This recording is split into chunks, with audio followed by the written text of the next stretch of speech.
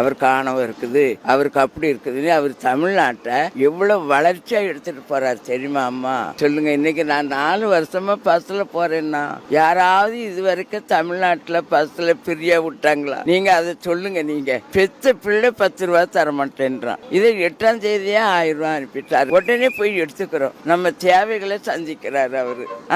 அவரு கலைஞருடைய பிள்ளை இல்லையா?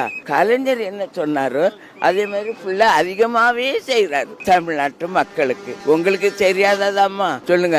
ஆணவம் என்ன? ஆணவம் அவருக்கு என்ன ஆணவம்? அந்த ஆணவத்தை சொல்லணும்ல. ஆணவம்னா என்னன்னு அர்த்தம் தெரியுமா? மு.க. ஸ்டாலின் இப்போதைக்கு வந்து இந்தியாவில் வந்து ஒரு தமிழ்நாட்டை ஒரு சரியான திசை வழியில் மத்திய அரசு இன்னைக்கு கொண்டு வரக்கூடிய சட்டங்கள் எல்லாம் மக்களுக்கு விரோதமா இருக்குது, சிறுபான்மை மக்களுக்கு எதிராக இருக்குது.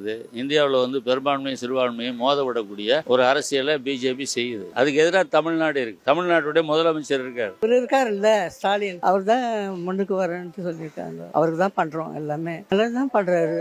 அவரால் தான் மாசம் 1000 ரூபாய் போடுறாரு. அதை வச்சுதான் பயன்படுத்துறோம். எங்களுக்கு எந்த வருமானமும் கிடையாது. ஆனா இவர் தான் எங்களுக்கு உதவி பண்ணிக்கிறாரு. அவங்க எதுவுமே செய்யல.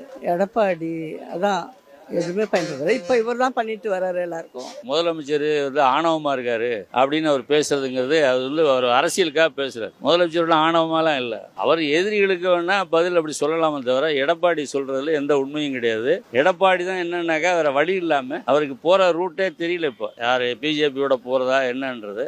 அதிமுக வந்து தன்னுடைய முடிவை மறுபரிசீலனை பண்ணி அவங்க தான் ஆணவம் இல்லாம மக்களுக்கான கட்சியா இருக்கணும். சாதாரண அதிமுக எதிர்பார்ப்பே அப்படிதான் இருக்கு. முதலமைச்சருக்கு ஆணவம் இல்லம்மா?